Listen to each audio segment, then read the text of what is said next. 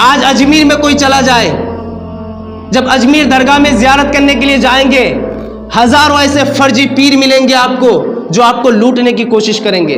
اگر آپ پیسہ دیں گے تو آپ کی سر میں ایک پٹی باندھ دے گا جس کی وجہ سے آپ درگاہ کے اندر کھڑے ہو کر کے دعا مانگ سکیں گے۔ اگر آپ پیسہ نہیں دیں گے تو آپ کو دھکے مار کر کے باہر نکال دیا جائے گا۔ یہ حال ہے آج اجمیر شریف۔ خواجہ غریب نواز بہت بڑے ایک اللہ کے ولی ہیں، ہندوستان کے سب سے بڑے ولی ہیں، ہم ان کے چاہنے والے ہیں، ماننے والے ہیں، لیکن وہاں پر جو لوگ بیٹھے ہوئے ہیں ان لوگوں سے ہمیں نفرت ہے، ان لوگوں سے ہمیں چیڑ ہے۔ اور چیڑ کیوں ہے کہ یہ جو جتنے بھی لوگ جاتے ہیں اپنے پیسے کو جو وہاں پر دیتے ہیں، وہاں پر جو لٹاتے ہیں، وہاں پر جو پیٹیوں میں ڈالتے ہیں، تو وہ پیسہ اگر صحیح کام میں خرچ ہوتا، اچھے کام میں لگتا، کسی کے بیٹی کی اگر شادی کی جاتی ان پیسوں سے تو ہمیں کوئی اعتراض نہیں ہوتا۔ وہ پیسہ ان فرضی پیروں کے گلے میں جاتا ہے، وہ فرضی پیر ان پیسوں کو لے کر کے مکانوں پہ مکانیں خریدتے ہیں، مکانوں پہ مکانیں تانتے ہیں۔ اس بات سے ہمیں چیڑ ہے کہ وہ پیسہ اگر صحیح کام میں لگائی جائے ہمیں کوئی اعتراض نہیں، اگر وہ پیسہ صحیح کام میں استعمال کی جائے ہمیں کوئی اعتراض نہیں۔ اعتراض اس وقت ہوتا ہے جب یہ پیسہ کسی اچھے کام میں نہیں بلکہ کہ کوئی جو ہے اپنی ذات کے لیے خرچ کرتا ہے۔ آپ وہاں جائیں گے، ایسے ایسے پیر ملیں گے آپ کے سامنے آ جائیں گے، رسی لا کر کے آپ کے گردن میں ڈال دیں گے، پتہ نہیں اس رسی سے وہ آپ کو پلسراج سے گزارنا چاہتا ہے کیا، سمجھ میں نہیں آتا۔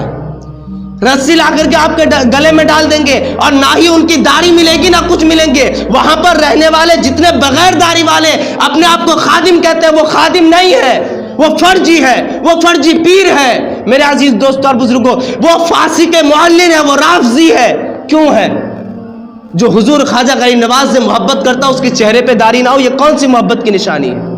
یہ کیسی محبت ہے؟ اگر محبت ہوتی تمہارے چہرے پہ داڑھی بھی ہوتی، تم صرف درگاہ کے اندر بیٹھے ہوئے نہیں ہوتے، خواجہ غریب نواز کے سامنے جو مسجد بنی ہوئی ہے اس میں 5 وقت نماز ادا کرتے ہوئے نظر آتے۔ آج تم اس مسجد کے اندر، مسجد سامنے بنی ہوئی ہے، تم مسجد کے اندر 1 وقت کی نماز پڑھنے نہیں جاتے، 5 وقت کی نماز میں تم درگاہ کے اندر موجود رہتے ہو۔ اس سے کیا پتہ چلتا ہے؟ تمہیں محبت خواجہ غریب نواز سے نہیں ہے، تمہیں محبت صرف پیسے لوٹنے سے، تمہیں محبت صرف پیسوں سے ہے۔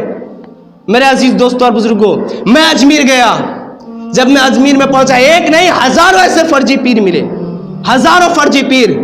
کسی کے چہرے پہ مجھے داڑھی نظر نہیں آئی، کسی کے چہرے پہ نظر آئی تو کٹی ہوئی داڑھی نظر آئی۔ وہ فاسق ہے، وہ فاسق معلن تو ہے، رافضی تو ہے، وہ پیر نہیں ہو سکتا جس کے چہرے پہ رسول اللہ کی سنت سجی نہ ہو۔ آخر وہ پیر کیسے ہو سکتا ہے جس کے دل میں رسول اللہ کی محبت نہ ہو، جس کے دل میں خواجہ غریب نواز کی محبت نہ ہو، وہ پیر کیسے ہو سکتا ہے؟ اگر وہ خواجہ غریب نواز سے محبت کرنے والا ہوتا تو وہ اپنے چہرے پہ داڑھی بھی سجا لیتا، اگر وہ خواجہ غریب نواز سے محبت کرنے والا ہوتا تو 5 وقت کی نمازیں بھی ادا کرتا ہوا نظر آتا۔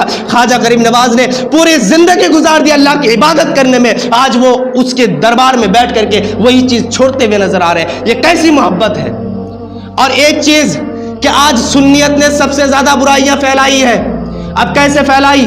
سنی عالموں نے نہیں پھیلائی، سنی علماء کے کتاب میں کوئی ایسی بات نہیں، سنی عالموں کے اندر کوئی ایسی بات نہیں کہ دنیا میں کسی ماں نے ایسا بچہ جنا ہو جو سنی علماء کے اوپر، سنی عالموں کے اوپر، سنیوں کی کتابوں کے اوپر اعتراض کر سکے، اعتراض باندھ سکے، تہمت لگا سکے۔ لیکن میرے عزیز دوستوں، آج سنیوں پر تہمت لگنے کی وجہ، آج سنیوں پر الزام لگنے کی جو سب سے بڑی وجہ ہے وہ یہ ہے کہ یہ جاہل عوام نے ایسی حرکتیں کی ہے جس کی وجہ سے آج سنی علماء پر تہمتیں لگ رہے ہیں، آج سنی علماء پر الزام لگائے جا رہے ہیں۔ اس کی وجہ یہ جاہل عوام ہے جس ان ساری چیزوں سے باز نہیں رہا۔ میرے عزیز دوستوں اور بزرگوں، آج اجمیر میں چلا جائیں، اجمیر میں آپ کسی عالم کو نہیں دیکھیں گے کسی خادم کے ساتھ گفتگو کرتے ہوئے، وہاں کے وہ خادم نہیں ہے، وہ خادم ہے ہی نہیں۔ اگر وہ خادم ہوتا تو ان کی چہرے پہ داڑھی بھی سجی ہوتی، اگر وہ خادم ہوتا 5 وقت کی نمازیں ادا کرتے ہوئے بھی نظر آتے۔ وہ خادم نہیں ہے، وہ آپ کسی عالم کو نہیں دیکھیں گے ان سے گفتگو کرتے ہوئے، ان سے بات کرتے ہوئے نہیں ملیں گے۔ عالموں سے انہیں چڑ ہے۔ کیوں چڑ ہے؟ کہ یہ عالم وہ ہے جو سچائی کے راستہ دکھاتے ہیں، یہ غلط راستہ نہیں دکھائیں گے۔ آج اگر اس نے غلط راستہ دکھا دیا، کل قیامت کے دن اس کو حساب دینا ہوگا، حساب دینا پڑے گا کہ تم عالم تھے، قوم کے ایک رہبر تھے، قوم کے ایک رہنما تھے، تم نے غلط راستہ کیسے دکھایا؟ تمہارا کام تھا صحیح راستہ دکھانا، تمہارا کام تھا اندھیری راستے میں چراغ جلا کر کے انہیں راستہ دکھانا، تم نے اندھیری کی طرف قوم کو کیسے دھکیل دیا؟ عالموں سے یہ سوال کیا جائے گا، عالموں کو کہا جائے گا، علماء سے یہ سوال کی جائے گی۔ تو عالم کو آپ نہیں دیکھیں گے ان گدی نشی کے سامنے سر جھکاتے ہوئے، ان کے سامنے ان سے گفتگو کرتے ہوئے۔ وجہ کیا ہے؟ عالم سچائی کو دیکھتے ہیں، عالم حق کو دیکھتے ہیں، حق کو پہچانتے ہیں، شریعت کے حدود میں رہ کر کے اپنے کام کرتے ہیں، شریعت کے خلاف کام نہیں کرتے۔ میرے عزیز دوستو، وہاں پر جتنے بھی خادم بیٹھے ہوئے رہتے ہیں، کسی کے چہرے پہ آپ داڑھی نہیں دیکھیں گے، کسی کو نماز پڑھتے ہوئے آپ نہیں دیکھیں گے، نماز کے وقت ہو بھی جائے اس وقت بھی وہ درگاہ میں موجود رہیں گے۔ کیوں کہ درگاہ میں جو لوگ آئیں گے ان سے پیسے لوٹے جائیں، انہیں محبت پیسوں سے ہے، نماز سے نہیں ہے، خدا کا خوف نہیں ہے، رسول اللہ کی محبت نہیں ہے۔ اگر ہوتی تو وہ درگاہ کو چھوڑ کر کے جو ہے مسجد میں جا کر کے نماز ادا کرتے ہوئے نظر آتے۔ خواجہ غریب نواز نے پوری زندگی اللہ کی عبادت کی، اولیاء اکرام نے کھانا نہیں کھائے، ستو کو پانی میں گھول کر کے پی لیے تاکہ وقت بچ جائے اور اس وقت سے ہم جو اللہ کی عبادت کر سکیں، اس وقت کو بچا کر کے ہم اللہ کی عبادت کر سکیں، اللہ کی عبادت میں اس وقت کو لگا سکیں۔ میرے عزیز دوستو اور بزرگوں، اولیاء اللہ نے اس طریقے سے وقت کو بچایا۔ اور اگر یہ اولیاء اللہ سے محبت کر رہے ہیں، اگر یہ خواجہ غریب نواز کے چاہنے والے ہیں، خواجہ غریب نواز سے محبت کرنے والے ہیں، تو وہ خواجہ غریب نواز کے دربار میں بیٹھ کر کے پیروں پہ پیر رکھ کر کے وہ وہاں بیٹھے نہیں ہوتے، مسجد میں نماز ادا کرتے ہوئے نظر آتے۔ میرے عزیز دوستو اور بزرگوں، آج جو ہے خواجہ غریب نواز کے دربار میں سب سے زیادہ لوٹنے کی وجہ یہ ہے کہ ہم انبھکت بن چکے ہیں۔ آج ہم اتنے بڑے انبھکت بن چکے ہیں کہ ہم یہ نہیں دیکھتے کہ حق کیا ہے، سچ کیا ہے، جھوٹ کیا ہے، غلط کیا ہے، ہم اس چیز کو نہیں دیکھتے، بس کہتے ہم مان لیتے ہیں۔ اتنے سیدھے سادے قوم کیسے بن گئے تم کہ کسی کی بھی بات پہ بھروسہ کر لو، کسی کی بھی بات کو مان لو؟ وہاں تم جاتے ہو، تمہارے گلے میں ایک موٹی سی رسی رکھ دیتا ہے، ایک موٹا سا رسا جو ہے آپ کے گلے میں ڈال دیتا ہے، اس سے وہ کیا ثابت کرنا چاہتے ہیں؟ آپ سوچ رہے ہیں ہاں ہمیں فیض حاصل ہو رہی ہے، آپ سوچ رہے ہیں ہاں ہمارے لیے یہ دعائیں کر رہے ہیں۔ ارے نہیں بھائی، وہ رسا کیا مطلب بنتا ہے درگاہ میں؟ اس سے کیا تمہیں پلسرات سے گزارنا چاہتا ہے وہ ڈال کر کے گلے میں؟ پلسرات سے گزارنا چاہتا ہے، چابی کے چھلے تمہارے گلے میں ڈال دیتا ہے، اس سے کیا ثابت کرنا چاہتا ہے؟ تمہارے تقدیر کے جو ہے تالے کھول دینا چاہتا ہے وہ، تمہارے زندگی کے سارے پریشانیوں کے تالے کھول دیتا ہے وہ۔ یہ کیا چیزیں رائج ہو گئی ہے درگاہوں میں؟ یہ غلط چیزیں ہیں۔ آج چابی کے چھلے ڈال کر کے وہ کیا بتانا چاہتے ہیں کہ کیا ہوگا اس سے؟ ایسے کوئی چیز تو نہیں ہے جو درگاہوں میں کی جائے۔ یہ درگاہیں، یہ اولیاء اللہ، یہ حق پر ہے، یہ حق ہے، لیکن ان درگاہوں میں بیٹھے ہوئے یہ فاسق، یہ رافضی، یہ خارجی، یہ حق پر نہیں ہے، یہ فاسق ہے، یہ حق پر نہیں ہے۔ آپ جائیں گے اجمیر میں، آپ درگاہ میں انٹری کریں گے، جیسے درگاہ کے اندر جائیں گے، لوگ آپ کو جو ہے وہ خادم جو ہے بیٹھے ہوئے ہوں گے، آپ کو بلائیں گے، آپ سے دو چار اچھی گفتگو کریں گے، کہیں گے کہ خواجہ غریب نواز کے آپ کو فیض حاصل ہو جائیں گے۔ آپ جو دعا کریں گے، آپ کی دعا وہاں تو قبول ہو سکتی ہے، لیکن اس فاسق کی دعا قبول نہیں ہو سکتی ہے، اس فاسق کی دعا آپ کے حق میں قبول نہیں ہوگی۔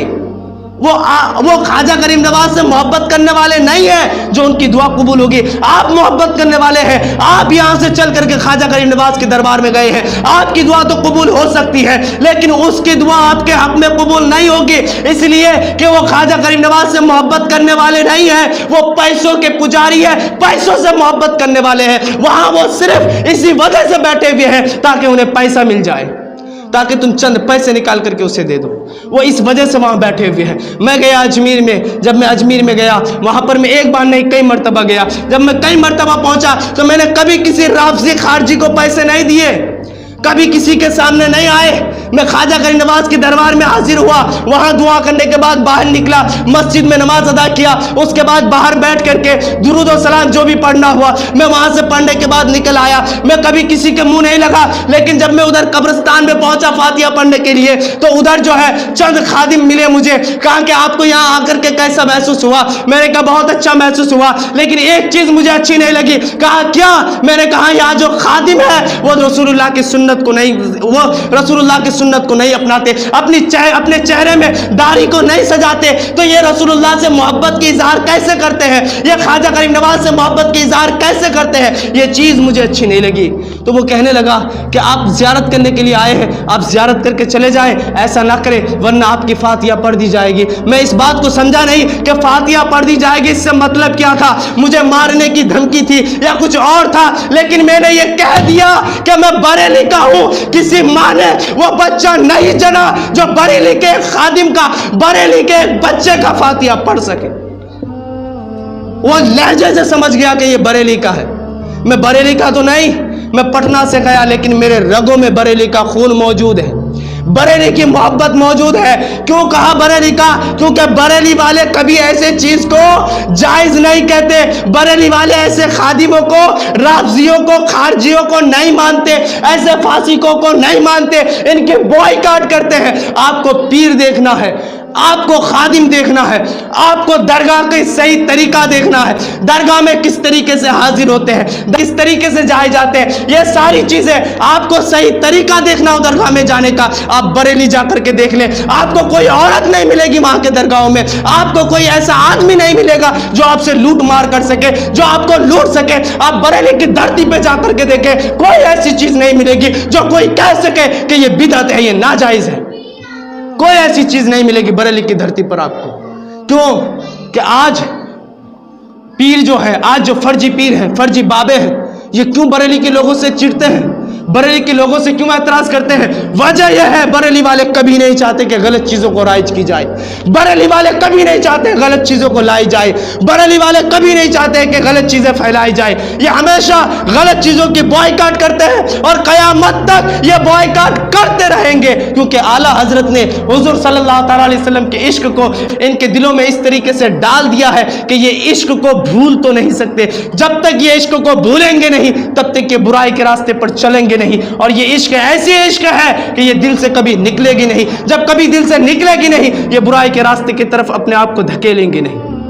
मेरे अजीज दोस्तों और बुजुर्गों, वहाँ पर एक चीज़ है नहीं, मैंने देखा कि अजमेर के जो डेग बने हुए हैं दो बड़े बड़े, उसमें एक आदमी पर्स को निकाला, अपने बटुए के निकालने के बाद 100-100 के नोट, 200-200 के नोट निकाल के गिराते जा रहे हैं। मैं अफसोस करने लगा, या अल्लाह, ये पैसा तो लुटा रहे हैं, तेरे खास बंदे की वजह से, तेरे खास बंदे के दरबार में आए हैं, इसीलिए ये पैसा लुटा रहे हैं। ये ख्वाजा करीम नवाज के दीवाने तो हैं, मौला ये पैसा जो लुटा रहे हैं ये किसी सही जगह पर इस्तेमाल नहीं होगा। मौला, अगर ये पैसा किसी सही जगह पर इस्तेमाल होता तो मुझे कोई दुख नहीं, मुझे कोई परेशानी नहीं, लेकिन ये पैसा उन गद्दारों के, उन दलालों के, पैसा खोरों के, नाजायजों के हाथ लग जाएगा और वो इस पैसे से इमारतें खड़ी करेंगे। वो इस पैसे से, आप वहां के खादिमों के बैकग्राउंड को उठाएं, एक नहीं दो 3 बिल्डिंगें मिलेगी, एक नहीं दो 3 बिल्डिंगें मिलेगी। उन बिल्डिंगों को वो किराए पे चलाते हैं, उधर से भी लूटते हैं, इधर से भी लूटते हैं। मेरे अजीज दोस्तों, ऐसी चीजें हरगिज जायज नहीं, बच के रहना हमेशा। और ये अल्लाह के दरबार में तो जाना, लेकिन इन बिदतियों से, इन फासिकों से, इन राफजियों से बच के रहना। आज हम पर इल्जाम लगने की वजह यह है कि आज सुन्नियत जो है, ये इल्जाम लगाते हैं सुन्नियत पर कि सुन्नी जो है वो कब्र परस्त है, वो बुत परस्त है, वो बिदती है। वजह क्या है ये इल्जाम लगने की? वजह यह है, ये फर्जी पीरों की वजह से, ये जाली खादिमों की वजह से, अजमेर मुअल्ला की धरती पे बैठे हुए और दिगर जगहों में बैठे हुए इन राफजियों की वजह से आज दिगर मसलक वाले हम पर यह एतराज करते हैं, हम पर यह इल्जाम लगाते हैं कि ये कब्र परस्त है, ये बूत परस्त है। लेकिन अगर वो हमारे अंदर आकर के देखें, हमारी किताबों को देखें, हमारे उलमा को देखें, तो किसी के माने वो बच्चा नहीं जना जो अहले सुन्नत पर उंगली उठा सके, जो अहले सुन्नत पर इल्जाम लगा सके। लगने की वजह क्या है? हमारे ऊपर इल्जाम क्यों लगते हैं? लगने की वजह यह है कि हमारे अवाम ने ऐसी ऐसी गलत चीज़ें राइज कर दी, ऐसे बुरी चीज़ों को मान बैठे। मैंने तो इतने अनभक्त किसी और मजहब में नहीं देखा जितने अनभक्त हमने मुसलमानों में देखा, जितने अनभक्त हमने मुसलमानों में देखा है। जिसके चेहरे पे दाढ़ी ना हो, जिसके चेहरे पे दाढ़ी ना हो, दावा करे मैं रसूलुल्लाह का आशिक हूँ, रसूलुल्लाह का चाहने वाला हूँ। चल, तेरे चेहरे में दाढ़ी नहीं है, माना तू रसूलुल्लाह का चाहने वाला है। اگر تو رسول اللہ کا چاہنے والا ہے، یہ نماز تو تیرے اوپر فرض تھا، فرض یعنی تیرے اوپر قرض تھا۔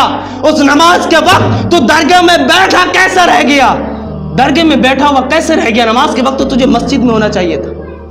یاد رکھنا، آج لوگ پیر کے کہنے پہ پیری مریدی پیر پیر ایسا لگا رکھے ہیں کہ اگر پیر کہتا ہے میں اپنے مرید سے کہ کھڑا ہو، مرید کھڑا ہو جاتا ہے، پیر کہتا ہے بیٹھ جاتا ہے، پیر کہتا ہے چلنا شروع کر دیتا ہے۔ یاد رکھنا، جنت پیروں کے قدموں میں نہیں ہے، جنت تیرے ماں کے قدموں کے نیچے ہے۔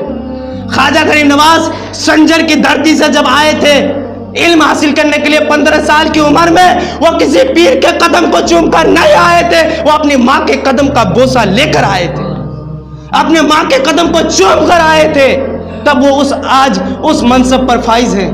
خواجہ غریب نواز آج اس منصب پر فائز ہے، وہ کسی پیر کے قدم کو چوم کر نہیں آئے تھے، 15 سال کی عمر میں اپنے ماں کے قدم کو چوم کر کے علم دین حاصل کرنے کے لیے آئے تھے، آج وہ اس منصب پر فائز ہے۔ آج اگر تم صرف پیر کے قدم چومتے رہو گے، پیر کے آگے پیچھے کرتے رہو گے، پیر کے اشارے پر چلتے رہو گے، پیر کے اشارے پر بیٹھتے رہو گے، تو پیر کے قدموں کے نیچے جنت نہیں ہے، یہ جان لو، جنت تیرے ماں کے قدموں کے نیچے ہے۔